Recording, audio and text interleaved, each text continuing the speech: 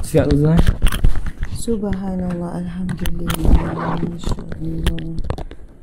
Boleh dah. Subhanallah, sabar dulu Encik. Apa ni Zikir Rahmat pun dah ya? Dah selesai. Masya-Allah, alhamdulillah. Subhanallah, muslimin muslimat dimati Allah sekalian. Pagi Khamis ya? Ya. Cepatnya masa berlalu. Cepat. Pagi Khamis yang barakah, masya-Allah. Kalau ikutkan satu hari sebelum hari Jumaat lah. Hari Jumaat adalah hari yang menggembirakan bagi orang Islam dan bagi orang lelaki. Esok hari Jumaat, jadi kita dah buat persiapan hari ni. Kita dah rasa esok hari Jumaat.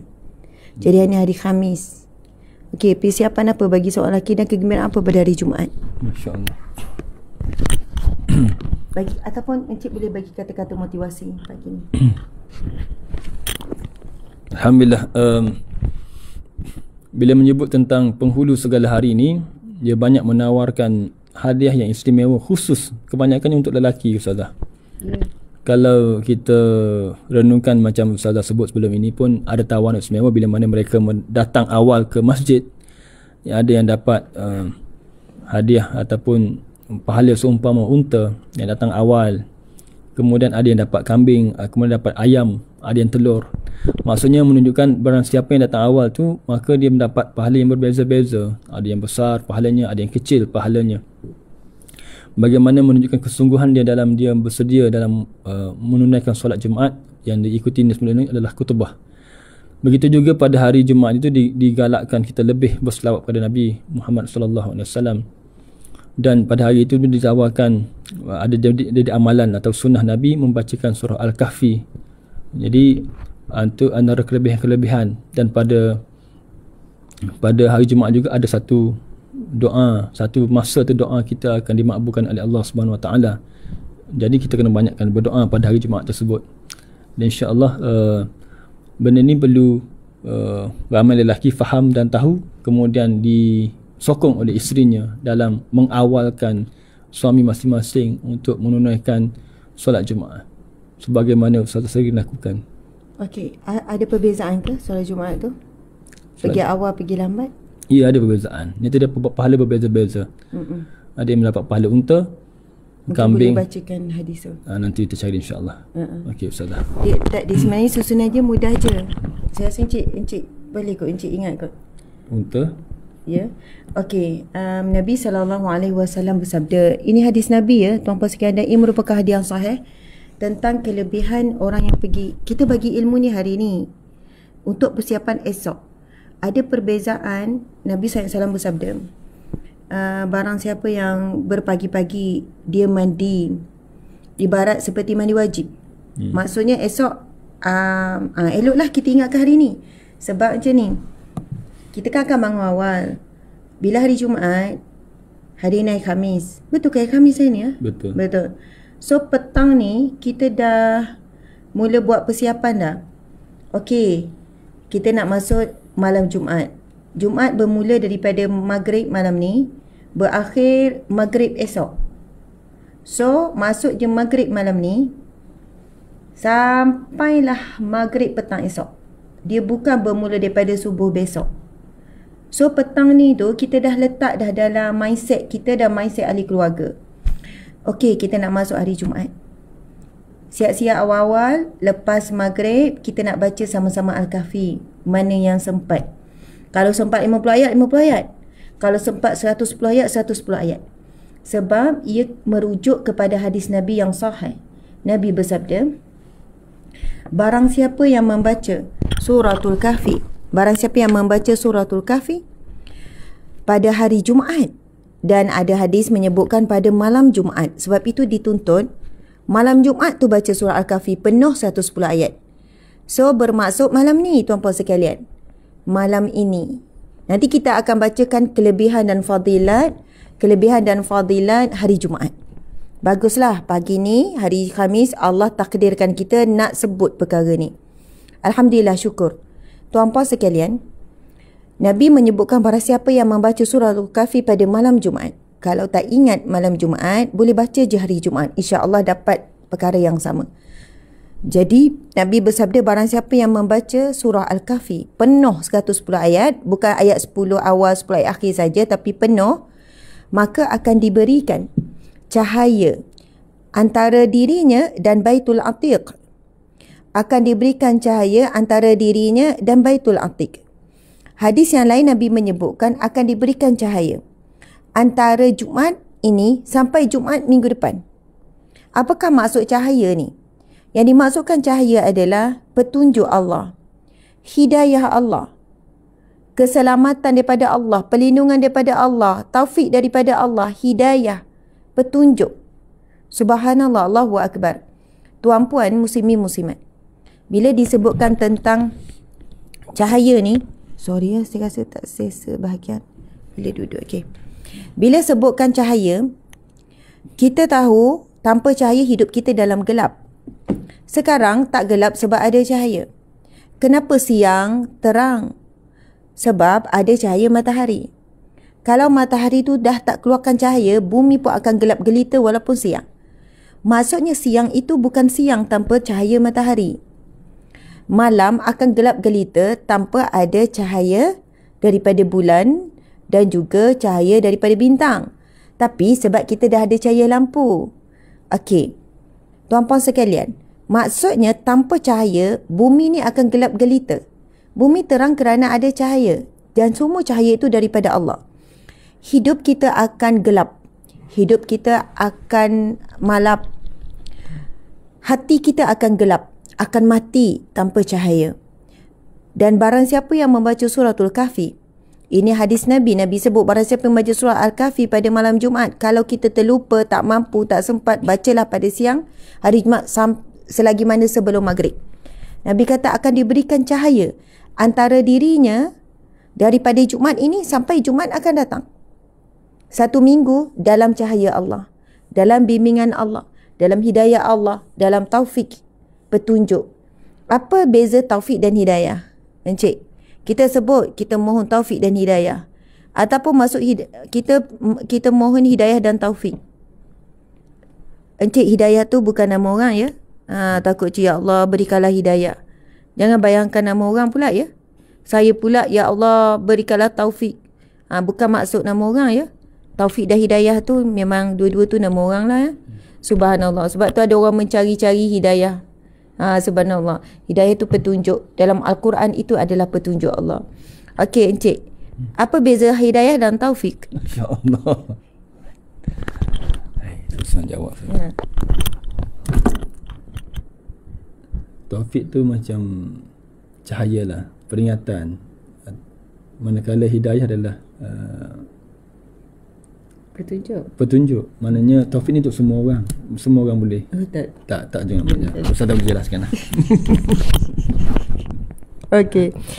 Tuan-puan sekalian, masya-Allah, kena faham suami saya bukan background pengajar Islam ya, tapi perkara ini dah banyak kali sebenarnya kan kita dengar penjelasan daripada ahli ulama dan sebagainya, tapi it's okay. Normal. Kadang saya pun banyak lupa dan encik bantu saya cari maklumat apa semua. Normal. Okey, tuan-puan sekalian, encik suami saya ni bidang chemical engineering, pensyarah sebelum ni 16 tahun jadi pensyarah, masya-Allah. Tapi dah resign pada tahun lepas dan kita sama-sama fokus kepada gerak kerja dakwah ni. Tuan-puan yang dirahmati Allah sekalian, baik. Bila sebut tentang taufik dan hidayah, hidayah adalah petunjuk, bimbingan, cahaya daripada Allah. Ada orang kata dia belum dapat hidayah.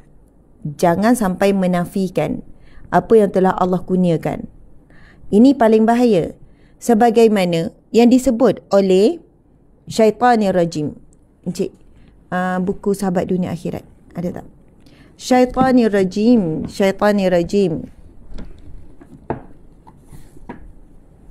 Nanti kita cari.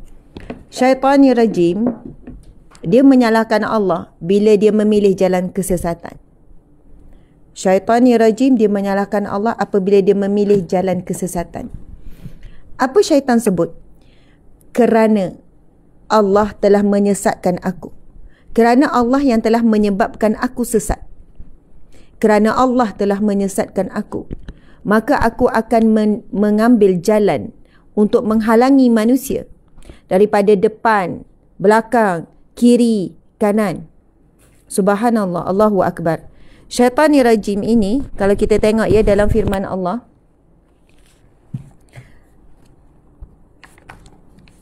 ini buku pertama saya, Sahabat Dunia Akhirat. Antara buku bestseller. Dapat macam-macam anugerah juga daripada Popular, MPH. Dapat anugerah pertama, buku terbaik pada tahun bila. Subhanallah, Alhamdulillah, terima kasih kepada sokongan semua. Tajuknya adalah Sahabat Dunia Akhirat. Buku ni masih lagi permintaan yang sangat baik sampai hari ini, walaupun dah masuk tahun yang ketiga. Tajuknya adalah Sahabat Dunia Akhirat. Sebab tu hashtag saya Sahabat Dunia Akhirat. Sahabat semua adalah sahabat dunia akhirat saya. Saya bukan guru, saya bukan orang alim. Saya suka dianggap sahabat. Bila sahabat, kita saling membantu. Sebab boleh jadi saya salah, boleh jadi saya lupa. Jadi anda sahabat saya, boleh tegur saya. Begitu juga saya. Jadi sahabat ni kita rasa lebih rapat dan lebih dekat. Sahabat boleh tolong sahabat untuk sama-sama masuk ke syurga. Okey, muslimat sekalian. Ada firman Allah Subhanahu Wa Taala berkenaan dengan perkataan para malaikat. Perkataan syaitanir rajim. Okey. Iaitu daripada surah, merujuk kepada surah Al-A'raf ayat 14 hingga 17. Dengarkan ya. A'udzubillahi minasyaitanir rajim. Qala anzirni ila yaumi yub'atsun. Qala innaka minal munzarin. Qala fabima aqwaytani la'aq'udanna lahum siratakal mustaqim. Summa la'atiyannahum min bayni aydihim wa min khalfihim wa an aymanihim wa an syama'inihim wa la tajidu aktsarahum syakirin. Sadaqallahul azim. Subhanallah. Muslimat. Allah berfirman yang bermaksud, Iblis berkata, berilah tempoh kepadaku hingga mereka dibangkitkan. Iblis berkata kepada Allah. Iblis kata apa? Iblis minta diberikan tempoh. Apa maksudnya? Iblis minta supaya diberikan nyawa, diberikan hidup sampailah hari kebangkitan. Sebab itu iblis ni tak mati. Dia menua tapi tak mati. Dikatakan dalam riwayat, iblis ni, syaitanir rajim ni, ada yang terasa ke sebut syaitanir rajim? Sebab kita ni tak sedar. Banyak di kalangan kita, termasuk saya, kadang-kadang kita jadikan syaitanir rajim ni kawan kita. Kan kita kata dia adalah musuh. Tapi kita tak sampai sedar kita berkawan dengan syaitanir rajim. Contohnya bila kita membazir. Kita beli sesuatu bukan keperluan. Benda dah banyak kot. Tapi nafsu kita ikut juga. Dah tahu membazir, kita kena buat sesuatu. Kan sama ada berikan barang tersebut, jadikan hadiah pada orang, ataupun agihkan sebagai satu sumbangan supaya barang itu tidaklah dia terhenti di situ. Masuk terhenti, duduk situ. Bila mati menjadi beban untuk kita dihisap. Tapi kalau kita beri masa kita hidup, dia jadi sebagai satu pahala jariah lah kepada kita. Oi, kalau gitu banyak benda cik. Kita kena cek rumah, mana yang tak guna, mana yang duduk situ, yang tak bermanfaat, mana yang mungkin bukan keperluan kan. Tapi keperluan bagi orang lain. Bagi kita tak keperluan dah. Jadi, tuan-puan dan mata Allah sekalian. Apa yang syaitanir rajim minta adalah diberi tempoh kepadaku. Iblis kata, berilah tempoh kepadaku hingga hari mereka dibangkitkan. Baik itu dikatakan syaitan ini memang menua. Kalau diperlihatkan wajahnya sangat buruk. Bayangkan dia usianya dah beribu tahun. Daripada sebelum Nabi Adam. Kita tahu perbualan di dalam syurga. Perbualan Allah dengan iblis. Ini pun perbualan Allah dengan iblis. Baik. Sambungan lagi. Lalu Allah berfirman, qala innaka minal munzarin. Sesungguhnya engkau daripada golongan yang diberi tempoh ke suatu masa yang tertentu. Engkau di kalangan yang diberi tempoh. Lalu Allah memakbulkan, Allah menerima permintaan iblis tu. Lalu apa jawab iblis dengan sombong? Qala fabima aghwaytani.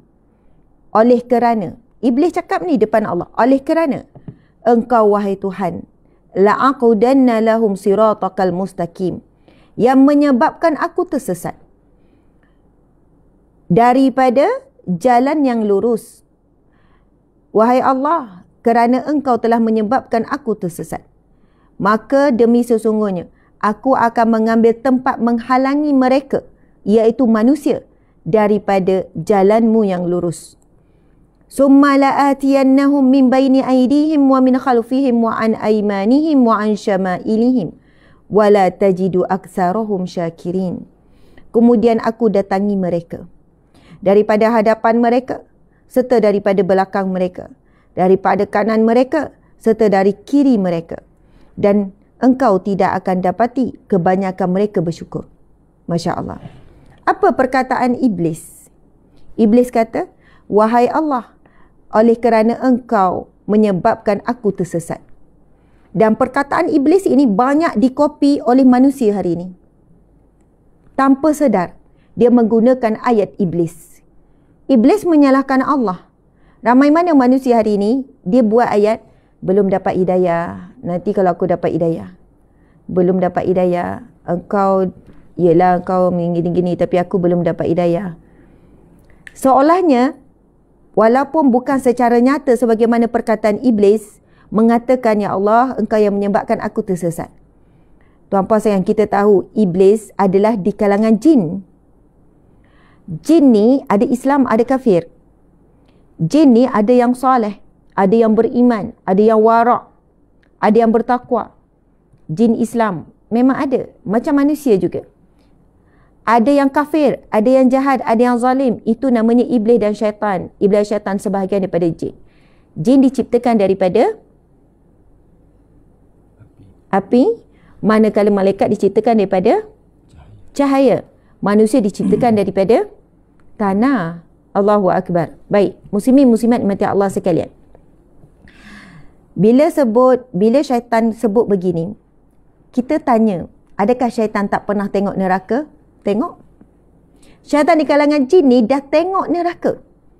Dia dah tengok belum syurga? Dah tengok. Kita dah tengok belum? Belum. Manusia belum tengok syurga. Manusia belum tengok neraka. Tetapi daripada Al-Quran menceritakan tentang neraka dan syurga. Daripada hadis Nabi, kita meyakini bahawa wujudnya syurga dan neraka. Kalau dikirakan petunjuk yang Allah berikan pada syaitan lebih daripada kita. Syaitan tu yang berkata kepada Allah, wahai Tuhan, kerana engkau menyebabkan aku tersesat. Syaitan yang berkata itu telah ditunjukkan oleh Allah bagaimana dahsyatnya api neraka dan bagaimana indahnya syurga. Dia memang kenal Allah. Kalau tak, takkanlah Iblis berkata, oleh kerana engkau wahai Tuhan. Dia mengakui bahawa Allah itu Tuhan. Hari ini, kalau kita tanya manusia yang buat maksiat, tanya manusia, wanita-wanita yang pakai seksi, tak tutup aurat, orang yang tak solat, kamu percaya tak Allah itu Tuhan? Percaya. Mengakui bahawa Allah itu Tuhan. Sama juga dengan Iblis. Bila dia berkata, dia sebut, wahai Tuhan. Wahai Tuhan, kerana engkau menyebabkan aku tersesat. Jadi berhati-hati. Bila manusia berkata, aku belum dapat hidayah. Seolahnya menyalahkan Allah, Allah belum beri dia hidayah. Bukan salah dia lah. Soalannya bukan salah dia lah, dia belum berubah. Bukan salah dia lah, dia belum tutup aurat. Bukan salah dia lah kalau dia belum solat. Bukan salah dia lah kalau dia masih lagi bergelumang maksiat, zina ataupun khalwat. Soalahnya ayat dia belum dapat hidayah. Siapa yang beri hidayah? Allah. Jadi soalannya dia mengatakan Allah membuatkan dia sesat. Allah yang belum beri dia hidayah. Tuan-puan sekalian, hidayah itu petunjuk. Apakah petunjuk Allah? Al-Quranul Karim. Al-Quranul Karim. Adakah Al-Quran belum sampai kepada manusia pada hari ini? Bahkan kepada non-Muslim pun Al-Quran sudah sampai. Adakah Al-Quran menjadi halangan kepada sesiapa? Siapa yang sebut tak ada hidayah tu? Kenapa? Kamu tak boleh nak buka Al-Quran? Ada halangan ke macam mana? Akan ada orang menghalang ke? Ada orang bunuh ke? Ada satu berlaku ke kalau kamu pegang dan buka Al-Quran? Sekarang petunjuk Al-Quran sudah sampai ke setiap rumah. Petunjuk Al-Quran ada di online. Petunjuk Al-Quran ada di mana-mana. Tinggal lagi manusia menafikan petunjuk. Tinggal lagi manusia sebenarnya memilih untuk tidak menerima petunjuk Allah. Untuk menolak petunjuk Allah. Subhanallah. Petunjuk Allah datang daripada kuliah-kuliah, ceramah-ceramah, dakwah-dakwah para alim ulama. Tapi menafikan. Hidayah Allah datang dalam bentuk hadis-hadis Nabi yang dibacakan. Kita bila buka TikTok, kita boleh pilih hidayah Allah ataupun musibah. Hidayah ataupun musibah. Kalau kita nak pilih hidayah, ada banyak sumber ilmu di TikTok.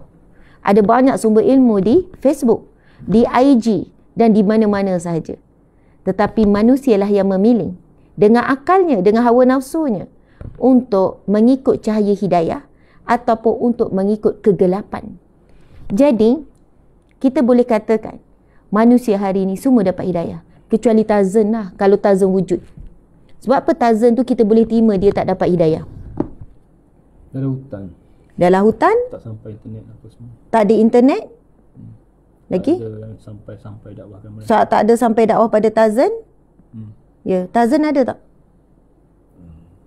Tak tahu Dia tak ada. Maksudnya, kalaulah Tarzan tu, dia ni bukan main-main. Maksudnya, kita nak sebut, kalau wujud macam Tarzan tu, dia kan kapal terhempas, lepas tu mak ayah dia mati, dia dibesarkan oleh gorila kan. Kalau lepas tu dia pun tak tiba cakap, dia hidup seperti binatang kan. Kalau adalah wujud macam Tarzan tu, itu betul tak dapat hidayah.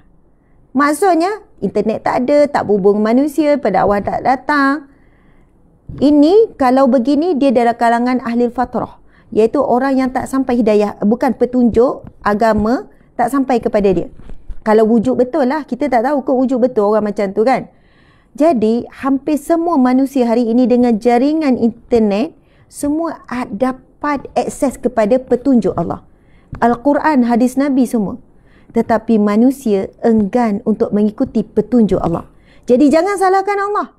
Jangan sebut belum dapat hidayah. Sekarang ni kenapa kamu kata belum? Tak belum diberi ke? Siapa pemberi? Allah pemberi hidayah. Sekarang apa beza maksud hidayah dan taufik? Taufik adalah kemampuan untuk mengikut hidayah. Masya Allah. Kita dah ada petunjuk. Dah ada signboard masjid. Ada ceramah. Waktu maghrib berceramah sekian. Orang lalu nampak. Tapi bukan semua ada kemampuan untuk mengikut petunjuk tersebut. Bukan semua yang akan, ada ceramah kuliah maghrib. Tajuk bagus ni. Ada orang, dia kuat. Dia atur masa dia. Dia tekan minyak dia. Dia siap-siapkan anak dia. Jom pergi ceramah. Ada orang dah dapat petunjuk tu. Ada majlis ilmu. Tapi tengok je lah. Lalu. Ada orang, bila dia dengar ceramah tentang kelebihan zikir rahmat, la ilaha illallah wahdahu la syarikalah. Ada orang bila dengar, bagus zikir tu, nanti nak buat. Tak buat-buat. Tapi ada orang ada kemampuan untuk buat sampai istiqamah.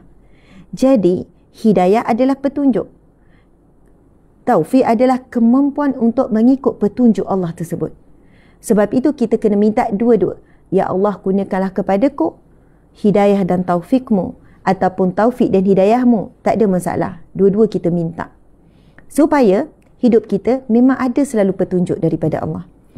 Kita sebenarnya sentiasa ada petunjuk. Semua sedar atau tidak, nak ikut atau tidak. Namun bila kita minta khusus dengan Allah, Allah berikan kita petunjuk. Dalam hal sesuatu yang kita confuse, sesuatu yang kita sedih, sesuatu yang kita rasa macam tersesat, sesuatu yang kita rasa keliru dan sebagainya. Masya Allah, Allahu Akbar. Jadi muslimin muslimat, ingatlah apa kata Iblis kepada Allah. Oleh kerana engkau wahai Tuhan menyebabkan daku tersesat, maka demi sesungguhnya aku akan mengambil tempat menghalangi mereka daripada menjalani jalanmu yang lurus.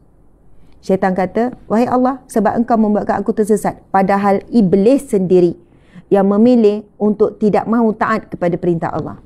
Apa yang Allah perintahkan kepada Iblis, tuan-puan sekalian? Supaya sujud kepada Adam. Sujud ini bukan sembah. Allah perintahkan supaya malaikat dan juga Iblis untuk sujud kepada Nabi Adam. Kena faham ya, perbuatan sujud ini bukan perbuatan sembah. Sebab itu, bila kita sujud kepada Allah, adakah kita menyembah Allah? Ya. Saat kita sujud, kita perlu bawa hati kita menyembah, menyerah, merendah diri kepada Allah. Itu dia sujud. Namun tuan-puan sekalian, ramai mana orang yang sujud? Saya cakap saya juga. Saat sujud tapi hati tidak menyembah Allah.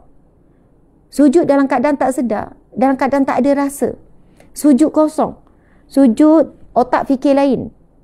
Hanya seolahnya adalah sesuatu ritual, perbuatan fizikal saja. Sujud, rukuk, tahu-tahu dah habis. Lagi kalau solat berimam.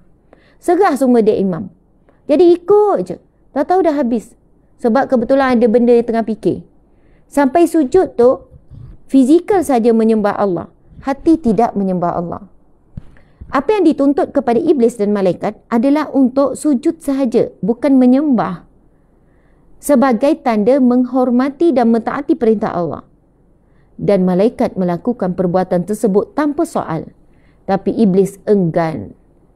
Keengganan iblis ini adalah pilihan iblis. Namun iblis menyalahkan Allah. Iblis menyalahkan Allah. Kerana engkau buat aku tersesat. Tetapi kerana kesombongan iblis lah. Iblis kata apa? Dia, iaitu Adam, dibuat daripada tanah. Macam mana firman Allah tu, Encik? Encik hafal kan? Encik pernah sebut. Min turab. Qala asjudni liman khalaqta tina. Tak silap lah. Tak silap lah. Ada. Okey. Subhanallah. Sebab saya pernah dengar Encik baca. Tuan-puan dimati Allah sekalian. Allahu Akbar. Maksudnya, iblis ni, dia kata, Ya Allah, engkau menciptakan Adam itu daripada tanah dan aku daripada api. Dia merasakan api itu sumber yang lebih baik, lebih hebat daripada tanah. Dia menghina ciptaan Allah. Dia menghina Adam. Dan dia rasa dia lebih baik. Subhanallah tuan-puan sekalian. Ini adalah sifat iblis. Apabila merasakan diri lebih baik. Merasakan diri itu lebih mulia. Muslimi muslimat, mulia itu tak salah. Masyhur tak salah, kaya tak salah, pangkat tinggi tak salah. Tapi menghina orang lain dan memandang rendah pada orang lain dan merasakan diri itu mulia asbab-asbab ini, itulah yang menjadi satu larangan. Siapa yang rasa mulia kerana Allah, masyhur pun kerana Allah, diberikan rezeki pun Allah yang bagi, diberikan rupa pun Allah yang bagi, maka dia tak akan rasa sombong pun dengan manusia. Sebab apa yang dia miliki semuanya pun daripada Allah. Semuanya daripada Allah. La haula wa la quwata illa billah. Nak sombong apa? Allah yang punya. Nak sombong apa? Sebab itu ada orang alim ni kan disebut macam ni. Ada orang alim disebut macam ni. Dia kata, kesombongan ataupun kebanggaan yang teruk, yang dahsyat adalah bangga kepada rupa paras. Bangga kepada rupa paras. Sebab dia kata rupa paras ni exactly Allah yang bagi, Allah yang buat. Kecuali lah kalau dia memang buat ubah suai, dia buat pembenahan plastik, itu nampaklah ada effort dia. Maksud effort tu, walaupun effort tu haram, maksudnya lepas tu dia nak riak, dia nak berbangga kan. Sebab dia belanja ratus ribu kot, puluh ribu, ratus ribu, lepas tu dia pun bangga-bangga. Tetapi orang yang riak dan berbangga dengan rupa paras sangat dahsyat, sebab exactly itu pemberian Allah dan dia tak buat apa-apa pun. Bukannya dia lepas Allah ciptakan tulang, bukan dia yang membentuk kulit dia, yang menyalaputi tulang, bukan dia yang bentuk rupa muka dia, hidung, mata, semua itu Allah yang ciptakan. Berbanding dengan orang yang riak dengan sesuatu yang diusahakan. Contoh, riak dengan sesuatu yang diusahakan, contohnya apa? Riak dengan harta benda. Harta benda tu memang diusaha keras untuk jadi kaya. Contoh, orang yang berilmu diuji juga dengan riak. Tapi nak berilmu tu susah. Belajar teruk, baca, mengkaji. Dia ada ujian untuk riak pada ilmu. Subhanallah. Contoh lain, orang riak dengan apa? Keturunan. Ini pun maksudnya, adakah keturunan tu dia buat? Adakah dia yang aturkan atuk nenek dia tu hebat, masyhur? Dia tak ada buat apa pun. Dah dia lahir-lahir daripada keturunan yang masyhur contohnya. Keturunan bangsawan contohnya. Allah tadikan dia lahir daripada perut sekian-sekian. Pembesar, orang hebat. Lalu dia riak dan takabur, dia sombong. Kau tahu tak aku anak siapa? Kau tak kenal siapa atuk aku? Kau tahu tak siapa suami aku? Contohlah ya. Na'udzubillah min zalik. Semua ini maksudnya riak, sombong dengan sebab yang diusahakan adalah satu perkara yang juga tercela. Namun jauh lebih tercela siapa yang riak dan sombong dengan sesuatu yang tidak usahakan langsung, yang dia tak usahakan. Hakikatnya kedua-duanya yang diusahakan ataupun tidak diusahakan semua milik Allah. Kita nak bangga apa dengan bukan milik kita yang sebenar? Semuanya Allah bagi. Allah boleh tarik anytime. Allah boleh bagi, Allah boleh tarik. Dan semua pemberian Allah adalah ujian. Dan semua apa yang Allah tidak beri juga ujian. Kamu redha, kamu sabar ke tidak? Kalau redha sabar dapat syurga. Bila diberi, kamu syukur atau tidak? Kalau syukur kamu dapat syurga. Kalau kamu kufur, Allah sebut la in kafartum inna azabi lasyadid. Kalau kamu kufur dengan nikmatku, maka nantikan azabku yang amat pedih. Tuan-puan sekalian, antara ujian musibah dengan ujian nikmat, lebih ramai manusia tidak mampu menghadapi ujian nikmat. Saat ditimpa musibah, kita mungkin akan sebut dan memanggil nama Allah. Kita mungkin akan jaga solat. Kita mungkin sekian-sekian. Tuan-puan sekalian, saya nak share. Minta maaf jadi panjang pula. Tak apalah, pagi ni jadi macam motivasi sikit ya. Saya 8.30 kena gerak macam mana Cik. Nanti Cik pun nak jawab soalan tadi tu kan. Nak bacakan hadis tentang hari Jumaat besok. Muslimin muslimat. Baru ni, 2 hari lepas, semalam hari Rabu, hari Selasa, saya ada ceramah di Putrajaya, Kementerian Kesihatan. Di Kementerian Kesihatan. Ya betul, Kementerian Kesihatan. Habis ceramah, macam biasalah kan, kita salam-salam, kita jumpa-jumpa. Saya turun, nak balik dah, nak pergi kat kereta dah, saya turun. Allahu Akbar. Lepas tu, ada seorang pegawai ni, dia kata, Ustazah tunggu kejap. Isi saya datang daripada sekolah dia. Bersama dengan ada beberapa orang guru dan bersama dengan guru besarnya. Lepas tu, si suami ni cerita, sebab nak bagi hadiah anniversary, itu yang kita dapat sushi tu Cik. Lepas tu kita dapat bunga semua tu. Yang tu lah cerita ni. Lepas tu dia pun kata, Ustazah, guru besar pun turun Ustazah. Saya kan duduk kat Kementerian Kesihatan, baru habis ceramah. Ini datang daripada sekolah ni, sekolah di Putrajaya kot. Saya tak tahu sekolah mana. So, dia orang bertolak, datang sekarang dengan guru besar, satu buah kereta dengan beberapa orang guru. Lepas tu, yang pegawai ni kata, Ustazah, guru besar ni cancer survivor. Tengah survive cancer. Dan dia sangat kuat. Dia sangat tenang. Macam itulah ceritanya. Lepas tu, saya pun kata, okey, tunggu. Lebih kurang 10-15 minit kita tunggu. Sampailah sebuah kereta. Lepas tu, jumpalah dengan guru besar tersebut. Lepas tu salam-salam, peluk-peluk. Guru besar tu kata, Ustazah, yelah biasalah orang akan ucap terima kasih sekian-sekian kan, ceramah kuliah. Dia kata, saya bersyukur sangat. Bersyukur dengan takdir Allah saya diuji kanser. Dia katakan itu nikmat yang paling besar dalam hidup saya. Nikmat kanser tu. Susah kita nak dengar ayat ni ya. Dia kata nikmat yang paling besar dalam hidup saya. Allah bagi ujian kanser tu nikmat yang sangat besar. Saya kata, cikgu, subhanallah, kenapa cikgu boleh kata ia satu nikmat? Biasa orang akan sebut, ujian paling besar lah, Allah uji kanser, syukur. Biasa orang akan sebut, ujian paling besar dan saya syukur. Gitu. Tapi dia sebut nikmat awal lagi. Nikmat paling besar. Nikmat paling besar Allah bagi saya ujian sakit kanser, Ustazah. Saya kata, kenapa cikgu?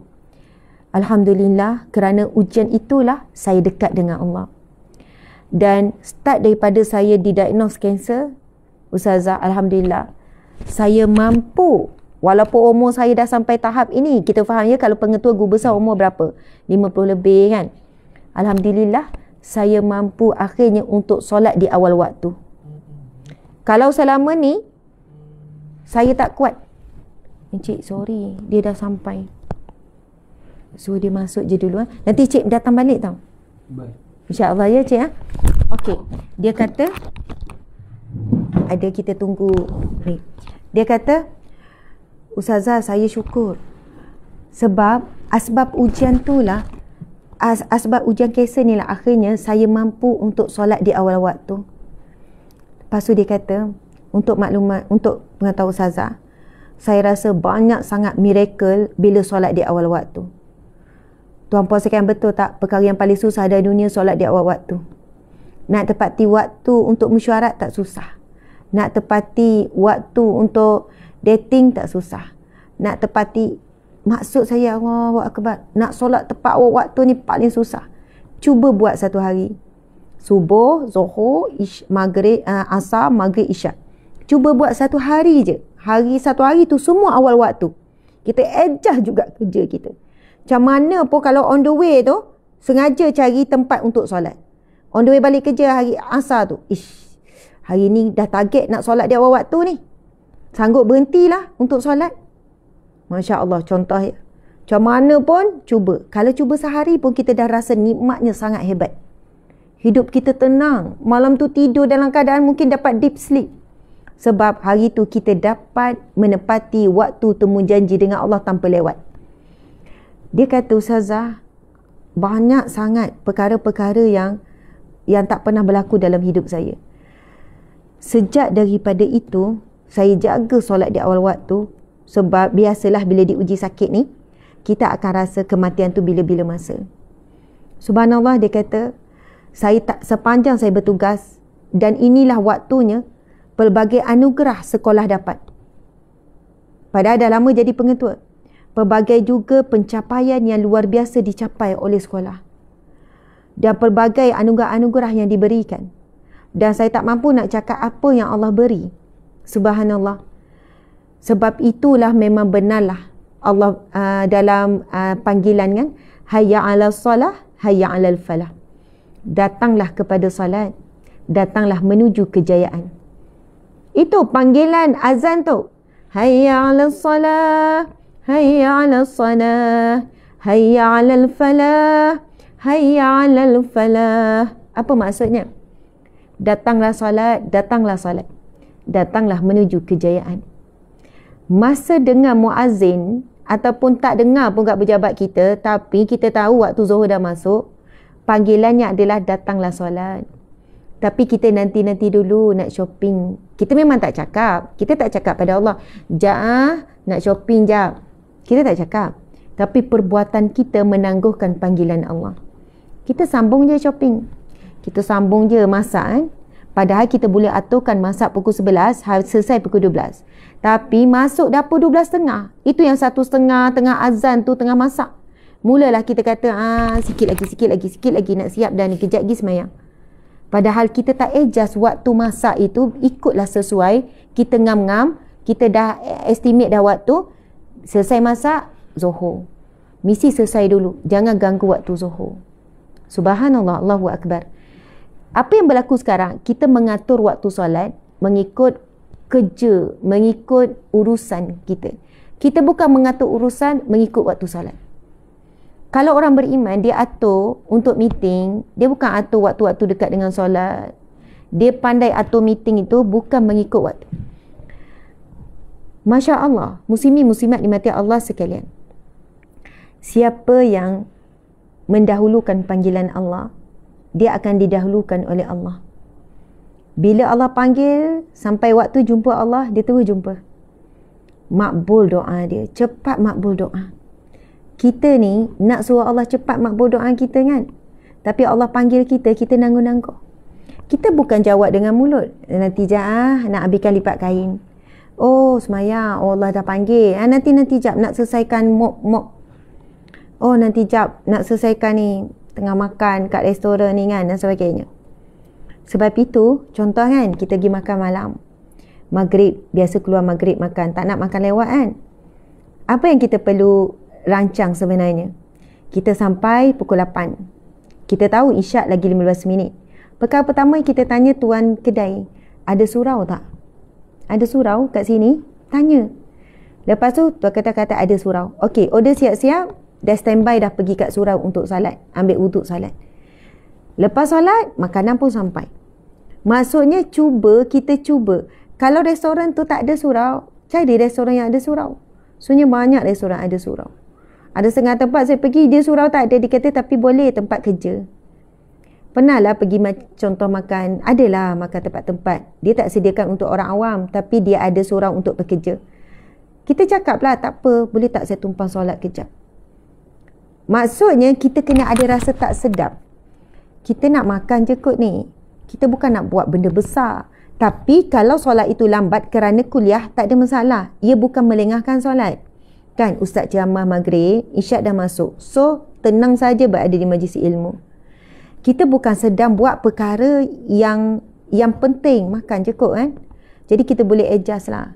Ataupun sebab tak nak solat isyak tu lambat, kita ni isyak, tapi isyak ini ada perbahasan boleh dilambatkan, tapi bukan kerana perkara-perkara yang larak. Muslimin muslimat. Sebab itu Nabi ditanya, apakah amalan yang paling dicintai? Apakah amalan yang paling utama ya Rasulullah? Ada seorang sahabat tanya, apakah amalan yang paling utama? Nabi jawab, solat pada waktunya, iaitu solat pada awal waktu. Nabi jawab dua. Nabi kata, mentaati, menghormati ibu bapa. Yang kedua adalah solat pada waktunya. Solat pada waktunya. Tuan-puan dimati Allah sekalian. Nabi kata itulah amalan yang paling utama. Muslimin muslimat dimati Allah sekalian. Kita sebutkan tentang bab solat tu sebenarnya kita kupas pasal sujud tadi tu. Iblis kesombongannya adalah dia rasa dia lebih baik. Sebenarnya perasaan rasa lebih baik tu adalah satu ujian. Kita semua kadang-kadang rasa lebih baik daripada orang ni. Dengar orang tu bercakap, kita rasa apalah dia cakap. Tapi dalam hati kan. Kita tengok orang tu buat kerja, apa buat kerja macam ni. Kadang dalam hati kan. Tapi sebagai bos, sebagai ketua, kena tegur. Tegur bukan maksud merendahkan. Tapi kalau yang rasa bila kena tegur, dia tu direndahkan. Bila kena tegur, dia tu rasa terhina, itu salah faham dia lah. Tak boleh lah. Kalau gitu tak wujudlah penambahbaikan. Kan? Bila ada manager atas tegur, ni apa buat kerja macam ni? Dah cara dia macam tu kan? Boleh tak buat kerja elok sikit? Kerja tu bagi kemas sikit. Kan kalau cakap elok-elok tak berubah. Kan? Kena cakap tegas sikit, barulah sentap, barulah buat, barulah ingat sampai bila-bila. Jangan pula kesimpulan, oh merendah-rendah mentang-mentang dia pegawai. Oh mentang-mentang lah dia orang atas. Oh sound-sound macam tu je. Tuan-puan dimati Allah sekalian, jangan salah guna pula. Memandang hina dan memandang rendah ini adalah satu bentuk yang mana perkataan dan perbuatannya itu merujuk kepada sesuatu ciptaan Allah. Ataupun kelemahan seseorang lalu ditertawakan. Haha, tengok ni, haha, teruk betul kerja ni. Ni ke orang mentertawakan. Tapi membetulkan kesilapan itu bukan menghina dan merendahkan. Memang kena betulkan supaya dia jadi lebih baik. Subhanallah. Tapi mentertawakan, menghina, buat ejekan. Tuan-puan dimati Allah sekalian. Di media sosial, ejek mengejek terlalu biasa sekarang. Hina menghina terlalu biasa. Ada seorang hamba Allah buat salah, lalu ditroll. Lalu yang dia buat video yang buat parodi yang buat gambar menghina. Menghina orang ini, mengejek dan mentertawakan orang ini, dia takkan datang tanpa ada rasa sombong dalam diri. Rasa diri lebih baik. Rasa diri tu layak hina orang tu. Padahal kita terlalu banyak aib dan dosa untuk kita rasa hina. Allahu Akbar. Tuan-puan sekalian, ramai mana orang bunuh diri sebab bully cyber. Ramai mana bunuh diri. Kalau non-Muslim, common bunuh diri sebab bully cyber. Dia ada buat something wrong, lepas tu orang tertawakan, orang ejek, kena maki. Ni, bully cyber. Ramai mana orang Islam depression kerana bully cyber. Ada kisah, banyak kisah sebenarnya. Dia adalah share something, lepas tu kena maki, kena bully cyber.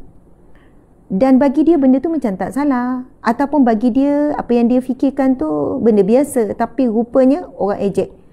Kau ni daripada planet mana? Engkau ni kenapa boleh wujud? Kepala otak, macam-macam lah maki hamun. Terkejut dia. Lepas tu terus dia avoid diri daripada media sosial. Lepas tu kemurungan. Lepas tu perkataan-perkataan orang tu masuk-masuk menghantuinya. Subhanallah, saya juga selalu jadi mangsa bully cyber kan. Tapi yelah, kita kena terimalah, sebab itu adalah rencah. Nak bagi tahu, hari ini manusia menghina, mentertawakan, mengejek manusia lain jadi common, jadi biasa. Tak rasa berdosa sampai lupa bahawasanya itulah sikap iblis yang menyebabkan iblis itu menjadi bahan bakar api neraka, dan dia berjanji kepada Allah untuk meramaikan manusia untuk menjadi bahan bakar api neraka, untuk memiliki sifat sombong. Tuan-puan sekalian, seseorang manusia yang boleh sampai tahap mengejek, menghina, mentertawakan, terus semua ni, na'udzubillah min zalik, takkan mampu melakukan perbuatan-perbuatan mungkar tersebut, melainkan hatinya ada sifat sombong. Ada sifat sombong. Saya nak sebut, kadang dalam hati kita ada rasa tu, yelah nak ejek, tapi dalam hati, insya-Allah apa yang terkandung dalam hati belum keluar pada mulut, belum keluar pada tulisan, maka ia diampunkan Allah. Cukup dengan istighfar saja. Terlintas kan nak gelakkan orang tu. Terlintas kan ni musim-musim pilihan raya ni, nak gelakkan calon tu, baca tentang keburukan calon ni, keburukan calon tu, tertawakan, tapi dalam hati. Ataupun mungkin terkeluar dengan pasangan je, kelakar lah, gelak-gelak, tertawakan dengan pasangan je. Cukup setakat itu. Istighfar. Subhanallah. Belum tentu orang yang kita ejek itu sebenarnya lebih hina daripada kita. Belum tentu orang yang kita hina, orang yang kita kutuk itu lebih terkutuk daripada kita. Boleh jadi kita lebih hina, lebih terkutuk. Allah datangkan manusia seperti itu untuk uji kita. Adakah kamu akan bersikap sombong, lalu kamu jadi rasa lebih baik daripada orang tersebut, ataupun kamu mengambil tauladan? Astaghfirullahalazim, kenapa dia sampai tahap ni ya? Astaghfirullahalazim, na'udzubillah, na'udzubillah. Maksudnya keburukan orang sebenarnya menjadi satu muhasabah dan doa supaya kita tak jadi seperti orang yang melakukan perbuatan buruk tersebut. Bukan untuk dihina dan ditertawakan, bukan untuk diejek, untuk ditroll. Lalu kita astaghfirullahalazim, apa yang dia kata ni, na'udzubillah min zalik, ya Allah berilah dia petunjuk, mungkin dia tersilap ni ya Allah. Teruknya dia kena maki, oh kesiannya, dahsyatnya, dia tersilap ni ya Allah, bagi dia kekuatan. Masya Allah, tuan-puan dan mati Allah sekalian, itu lebih baik daripada kita turut sama menghina, mengkeji dan mentertawakan. Allahu Akbar. Na'udzubillah min zalik. Lautan media sosial ini ramai yang dah lemas dan tenggelam. Lautan media sosial, semua media sosial ni, ramai yang dah lemas karam di bawah. Dia tak sedar dia sedang lemas. Dia tak sedar akhlaknya dah berubah kerana media sosial. Perkataannya dah mula berubah. Cara berfikirnya telah berubah. Cara bertindaknya telah berubah kerana media sosial yang negatif. Ramai yang sedang lemas. Ada yang sedang terkapai-kapai. Kejap timbul, kejap tenggelam, kejap timbul, kejap tenggelam. Tetapi yang selamat, orang yang ada perahu iman. Yang perahu iman, dia berada di atas lautan media sosial. Dia bukan tenggelam dalam media sosial. Dia berada di atas perahu media sosial. Perahu iman yang boleh jadi benteng. Dia gunakan media sosial untuk perkara yang baik. Dia gunakan media sosial untuk sebarkan dakwah. Dia gunakan media sosial untuk dia dapat ilmu. Dia hadir majlis-majlis ilmu. Mereka ini berada di atas perahu iman. Media sosial tak boleh melemaskan dia. Kita yang mana, tuan-puan sekalian, dipengaruhi, ditentukan bahagia hidup kita dengan media sosial ke? Bila ada sesuatu yang gembira, kita gembira. Bila ada sesuatu yang sedih, kita pun sedih. Sebab kena kutuk. Sebab sekian-sekian. Jangan sampai hati kita dibentuk-bentuk, dilentur-lentur oleh media sosial.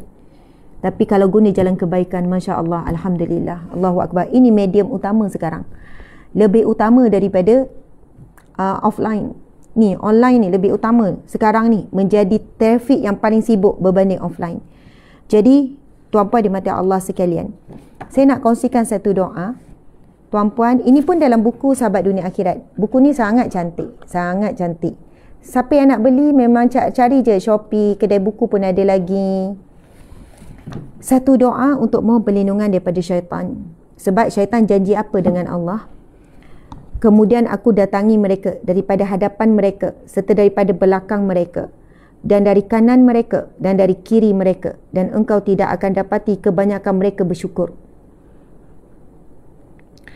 Syaitan berjanji, lepas syaitan mengatakan kepada Allah, oleh kerana engkau wahai Tuhan menyebabkan aku tersesat, maka demi sesungguhnya aku akan mengambil tempat menghalangi mereka. Dia kata dia akan mengambil tempat untuk menghalangi manusia daripada menjalani jalanmu yang lurus. Kemudian aku datangi mereka. Syaitan kata aku akan datangi manusia. Dari hadapan mereka, daripada belakang mereka, daripada kanan mereka dan daripada kiri mereka. Dan engkau tidak akan dapati kebanyakan mereka bersyukur.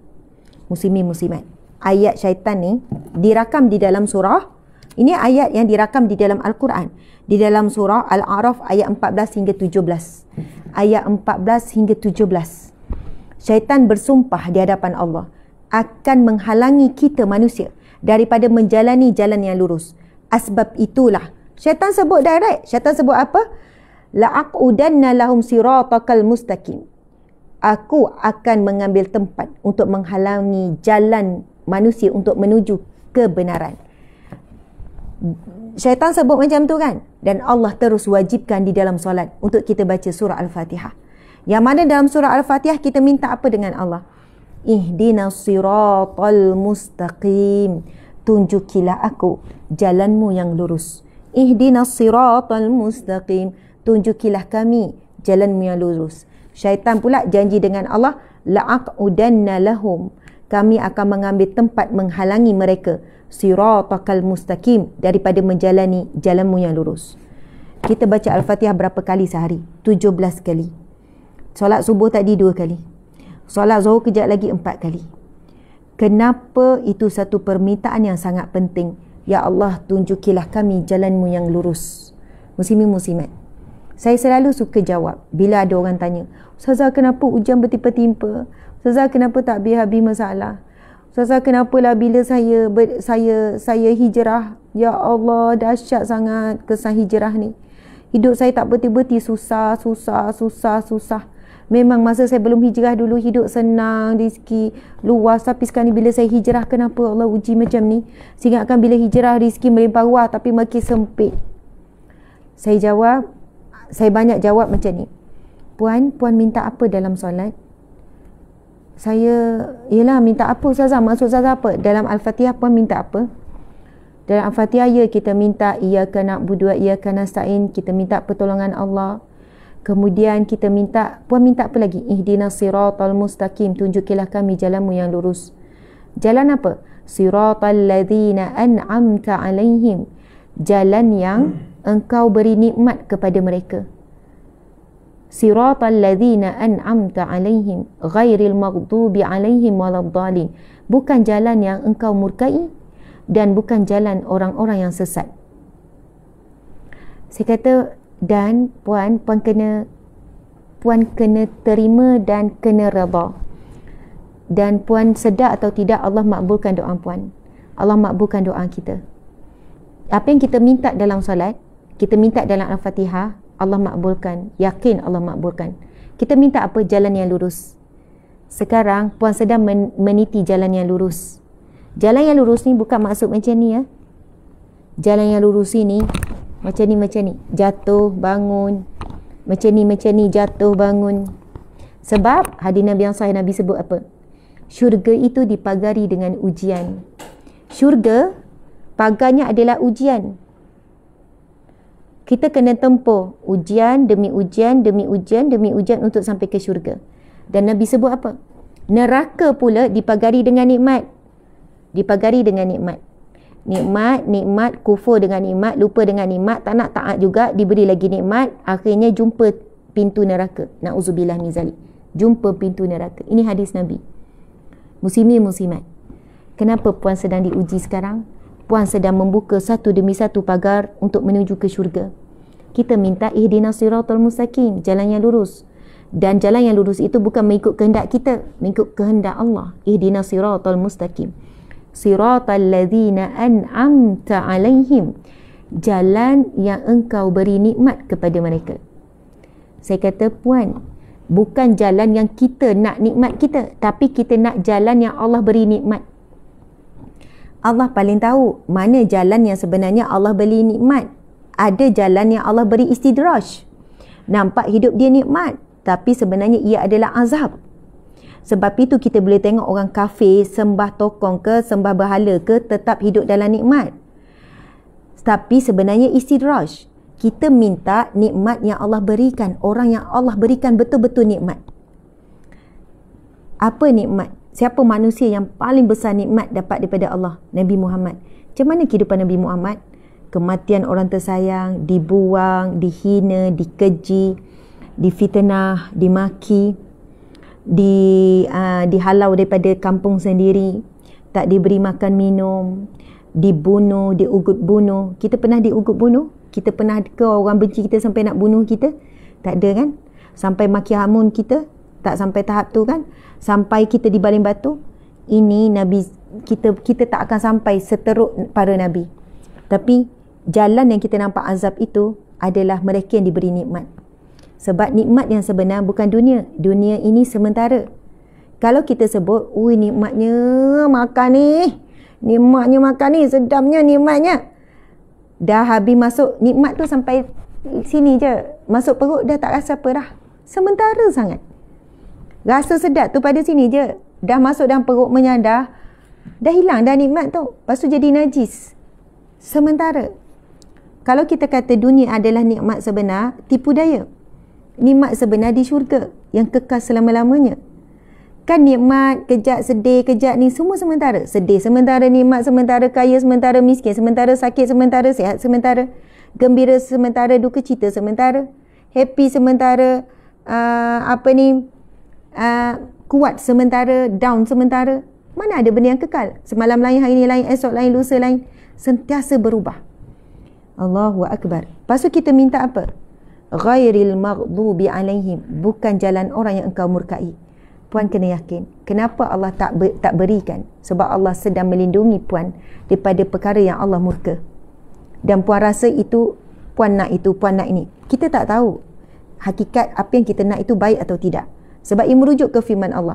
Wa asa an takrahu syai'an wa huwa khairul lakum wa asa an tuhibbu syai'an wa huwa syarrul lakum wallahu ya'lamu wa antum la ta'lamun. Sadaqallahu azim. Allah berfirman, boleh jadi apa yang kamu tidak suka itu ia amat baik bagimu, dan boleh jadi apa yang kamu suka yang kamu nak itu buruk bagimu. Sesungguhnya engkau Maha mengetahui, kamu tidak tahu apa-apa. Sesungguhnya Allah Maha mengetahui, engkau tidak tahu apa-apa. Masya Allah. Allahu Akbar. Muslimin muslimat dimati Allah sekalian. Jadi kembali semula kepada surah Al-Fatihah di dalam solat.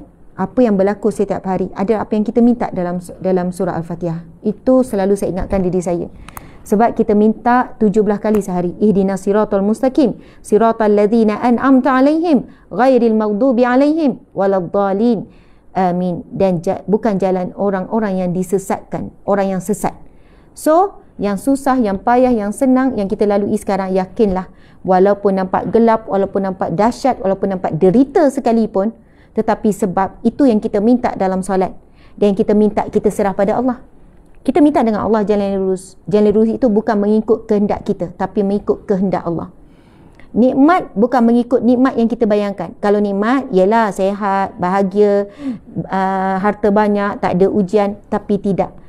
Orang yang Allah beri nikmat bukan mengikut kadar fikiran kita, tetapi mengikut kehendak Allah. Allah berkehendakkan nikmatnya datang dalam bentuk ujian, maka ujianlah bagi kita. Allah paling tahu nikmat ujian itu lebih baik daripada nikmat yang gembira ni. Maka Allah beri kita nikmat ujian, lalu kita dekat dengannya. Macam cerita guru besar yang sakit kanser tadi. 2 hari lepas yang saya sebut tadi tau, dia kata syukur dengan nikmat sakit kanser. Asbab itu dia boleh kuat untuk solat ala waktu. Dan asbab itulah dia kata Ustazah, banyak kejayaan yang luar biasa dapat dicapai. Dari peringkat sekolah dan peringkat diri sendiri, dan banyak lagi miracle happen. Dia kata Alhamdulillah akhirnya usia dia sebegini jadi pengetua, Allah takdirkan nikmat sakit kanser, akhirnya dia mampu untuk istiqamah solat awal waktu. Kata boleh jadi kalau bukan sebab kanser, saya tak tahu betapa nikmat dan hebatnya rahmat Allah, pertolongan Allah datang dengan kita menunaikan solat di awal waktu. Ia bermaksud kita mendahulukan Allah. Bila dengar datang solat, datang menuju kejayaan, kita letak tepi semua urusan. Yang sedang memanggil kita adalah Tuhan sekalian alam. Yang sedang memanggil kita adalah Tuhan yang mengatur segala urusan. Yang memanggil kita adalah Tuhan yang memiliki kita dan apa yang sedang kita uruskan, apa yang sedang kita risaukan, apa yang sedang kita beban dalam benak fikiran, apa yang sedang kita tangisi sekarang. Semua itu datang daripada Tuhan yang sedang memanggil kita. Datanglah solat, datanglah menuju kejayaan. Kejayaan yang sebenar apabila kita mendapat rahmat, redha, dapat syurga Allah. Jumpa Nabi, berkumpul kembali dengan ahli keluarga di syurga Allah. Itu kejayaan yang hakiki, kejayaan yang sebenar.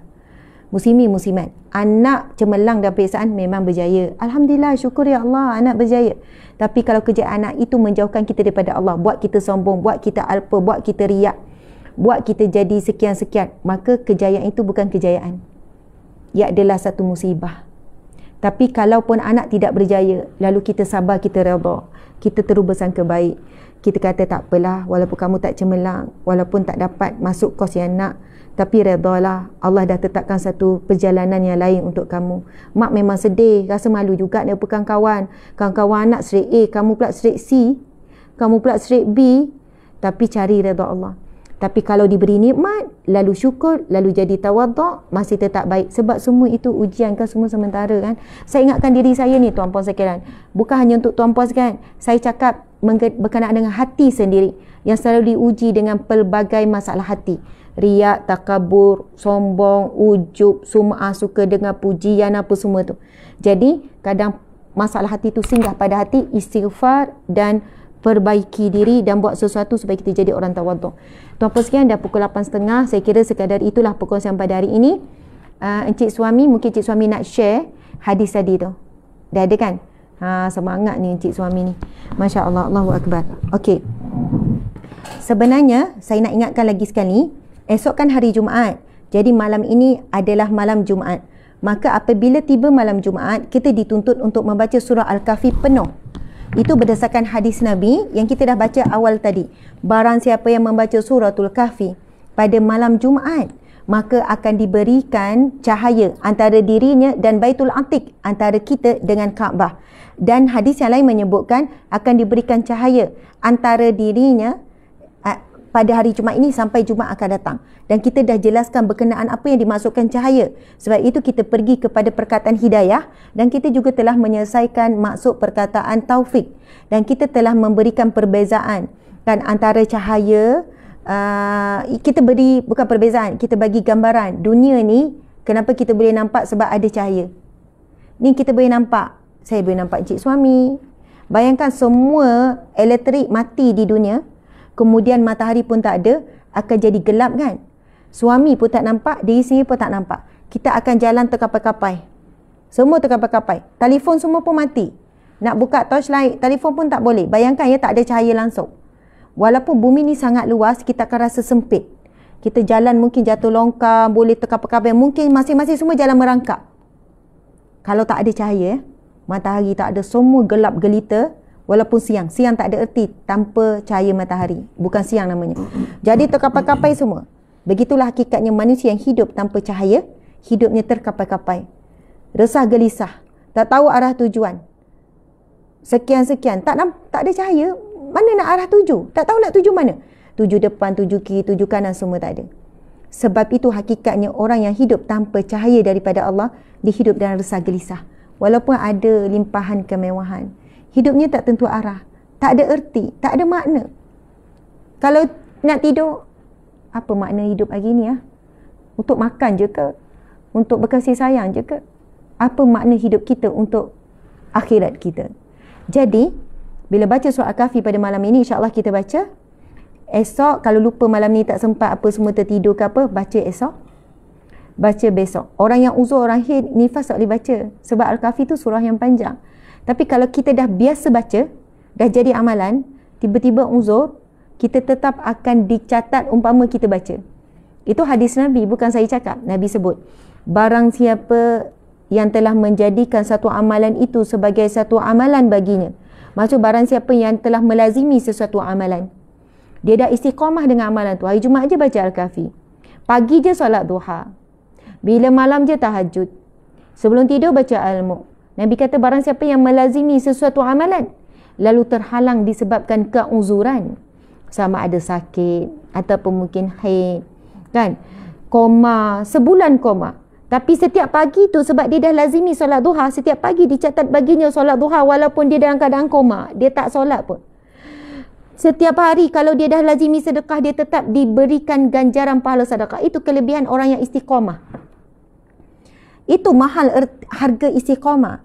Nabi sebut barang siapa yang melazimi sesuatu amalan lalu terhalang disebabkan dia musafir ataupun sebab keuzuran.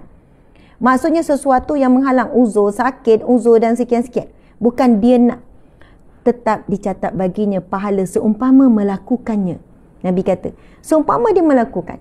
Jadi jangan sedihlah, ustazah saya ustazah saya ni baru saya dengar ni. Lepas ni apa yang kita perlu buat? Kita kena melazimi baca surah Al-Kahfi, amalan-amalan ni, supaya saat kita uzur, kita tak buat tapi pahala dapat umpama kita buat. Jadi baca, Nabi kata akan diberi cahaya antara Jumaat ke Jumaat, dan kita tahu betapa besar dan kita perlunya cahaya hidayah daripada Allah. Okey, itu satu. Kita tahu hari Jumaat adalah hari kebesaran Islam. Dalam hadis Nabi banyak jelaskan tentang kelebihan hari Jumaat. Ia lebih baik daripada 2 hari raya Aidul Fitr dan Aidul Adha. Dan kemuliaan hari Jumaat, doa dimakbulkan. Kan bagaimana bumi ini diciptakan, Nabi ada. Banyaklah kelebihan hari Jumaat ni, muslimin-muslimat. Dan Encik Suami akan bacakan satu hadis yang akan memberikan galakan kepada lelaki supaya pergi ke masjid lebih awal. Silakan. Masya Allah, terima kasih Ustazah bercakap mendiamkan semua orang. Semua orang diam, termasuk saya diam. Sebab dia orang semangat cakapnya. tak boleh nak bersuara lagi. Bismillahirrahmanirrahim. Kelebihan datang awal Jumaat. InsyaAllah sama-sama kita datang awal esok hari Jumaat. Semua lelaki semua lelaki insyaAllah. Isteri kena support. Diriwayatkan oleh Abu Hurairah radhiyallahu anhu, Nabi Muhammad sallallahu alaihi wasallam bersabda, maksudnya sesiapa yang mandi pada hari Jumaat seperti mandi janabah lalu segera pergi ke masjid. Masuk mandi janabah, Encik? Mandi wajib. Ya. Mandi bersungguh-sungguh lah. Seumpama seperti mandi wajib. Sebab itu subuh hari Jumaat kita niatkan mandi sunat hari Jumaat. Semuanya. Kalau mandi hari lain tak ada istilah tu. Kan ada mandi sunat hari raya ada kan. Jadi hari Jumaat adalah hari perayaan umat Islam. Jadi setiap hari Jumaat boleh niatkan mandi sunat hari Jumaat. InsyaAllah. Okey. Dan mandi tu, kenapa sebut Nabi kata sesiapa yang mandi pada hari Jumaat seperti mandi janabah. Macam mana mandi wajib? Kena basahkan seluruh tubuh. Kalau hari lain kita nak pergi kerja, kita tak basahkan kepala kan. Kadang tu lah ada orang tak basahkan kepala sebab takut rambut tak kering.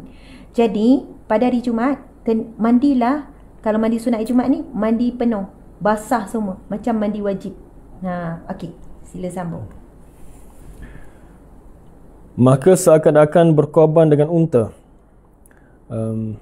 Mandi tadi kemudian lalu segera ke masjid, maka seakan-akan berkorban dengan unta. Sesiapa yang pergi pada masa kedua, maka seakan-akan dia berkorban dengan lembu. Dan sesiapa pergi pada masa ketiga, maka seakan-akan dia berkorban dengan biri-biri jantan yang bertanduk. Dan sesiapa yang pergi pada masa keempat, seakan-akan dia berkorban dengan seekor ayam. Dan sesiapa yang pergi pada masa kelima, maka seakan-akan dia berkorban dengan sebiji telur. Dan apabila imam telah keluar untuk berkhutbah, maka para malaikat turut hadir untuk mendengar peringatan, yakni khutbah. Hadis riwayat Bukhari dan Muslim. Hadis sahih. Subhanallah. Allahu akbar. Encik ulas sikit. Ulas, masya-Allah. Sikit. Masya-Allah sebagai lelaki. Silakan. Jadi kalau mengikut usia kita ni dah 40 tahun, 30 tahun, 50 tahun, ramai yang membiasakan diri bila mana azan berkumandang baru mereka bersegera ke masjid. Ada yang menunggu khutbah nak habis baru dia masuk ke masjid.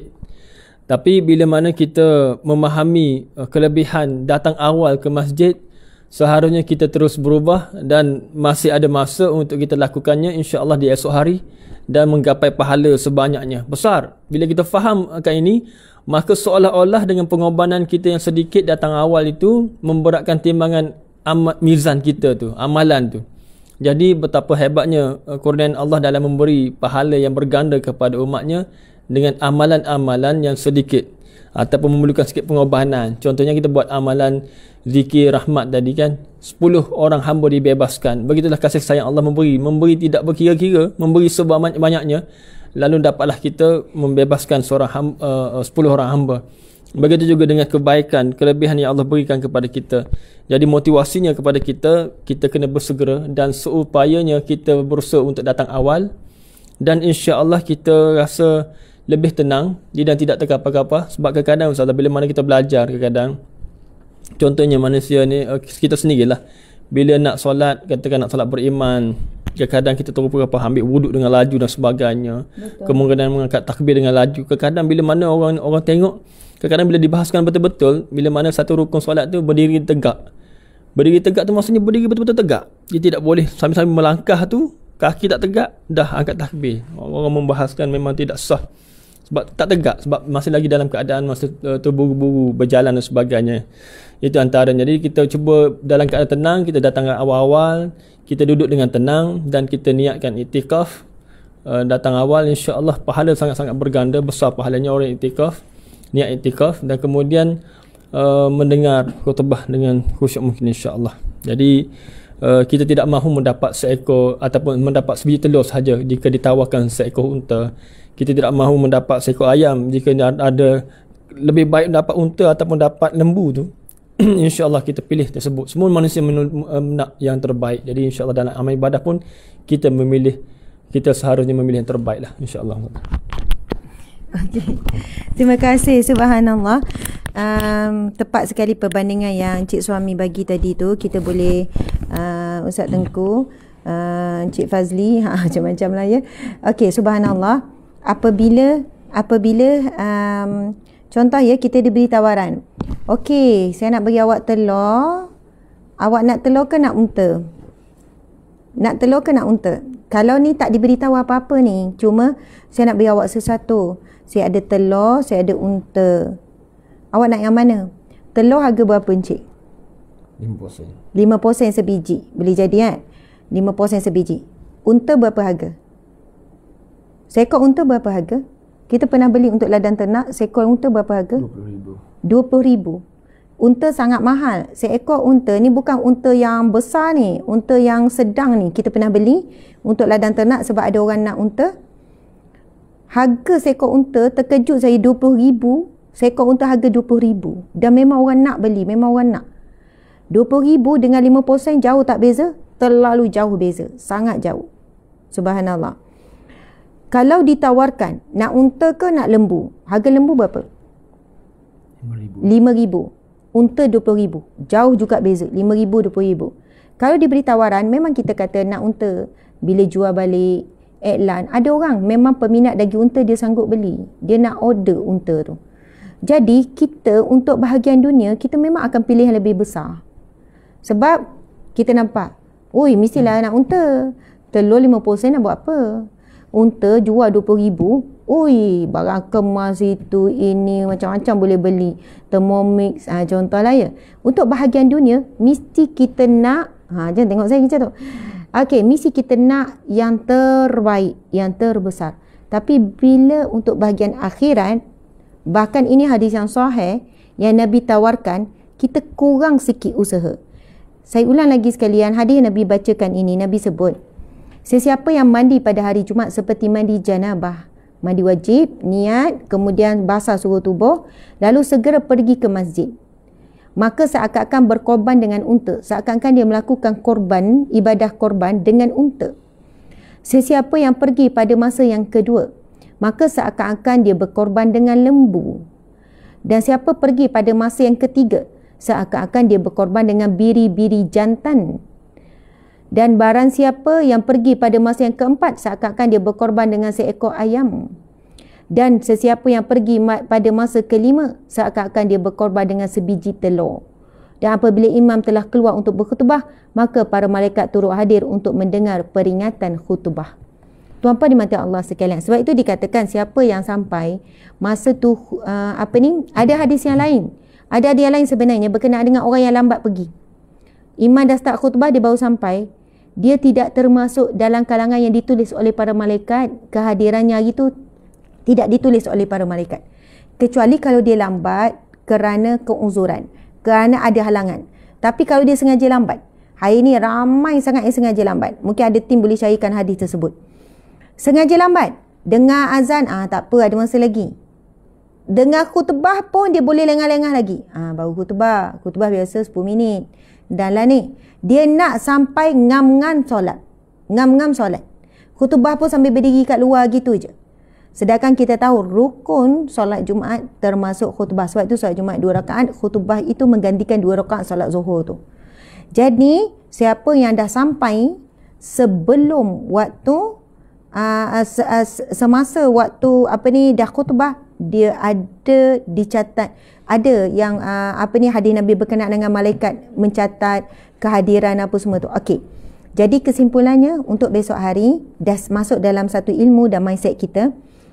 Kalaulah kita bekerja, Ustazah macam mana bekerja nak pergi waktu pertama tu pukul berapa? Sebab Nabi kata lepas mandi siap-siap kemudian pergi waktu pertama. Maksudnya dia pergi paling awal. Mungkin boleh jadi waktu duha dia dah pergi. Pukul 8 dah pergi, pukul 9 dah pergi. Mungkin waktu kedua tu pukul 10 kot. Mungkin waktu ketiga itu adalah pukul 11. Mungkin waktu keempat itu pukul 12. Mungkin waktu kelima itu dekat-dekat sangat dengan khutbah, telur saja. Nampak tak? Sebab Nabi sebut 5 waktu. Siapa pergi waktu pertama, dia ibadah korban seperti unta. Pergi waktu kedua, ibadah korban seperti korban lembu. Yang ketiga, seperti korban biri-biri. Yang keempat, seperti korban ayam. Dan siapa pergi solat Jumaat menuju ke masjid untuk Jumaat ini, waktu yang kelima ni dekat sangat dah dengan azan ataupun dekat dengan khutbah, seperti korban dengan telur. Tu apa sekiranya. Namun bagi orang yang bekerja, 12 suku baru start. Tapi 12 suku tu dia terus siap-siap dan terus pergi. Mudah-mudahan dia tetap dapat umpama seperti yang pertama. Sebab dia ada keuzuran. So paling cepat adalah 12 suku dia siap-siap dia terus pergi. Sebab ramai juga dia tak terus pergi. Dia buat perkara lain dulu, lepak dulu, borak dulu. Dia pergi ngam-ngam juga. Jadi insya-Allah orang yang dah halangan terikat dengan kerja. Sebab itulah negeri-negeri yang menjadikan hari Jumaat cuti sangat terpuji. Sebab dia meraihkan hari kebesaran Islam hari Jumaat. Jadi orang yang cuti pada hari Jumaat tak bekerja macam Terengganu, Kelantan, Kedah, Johor. Kan? Johor pun ya juga kan. Maka hari Jumaat tu tenang-tenang. Hari perayaan, pakai elok-elok, kan, siapkan anak-anak pun tak pergi sekolah. Sebab ramai mana? Sebab sekolah pada hari Jumaat, ramai remaja lelaki tak solat Jumaat.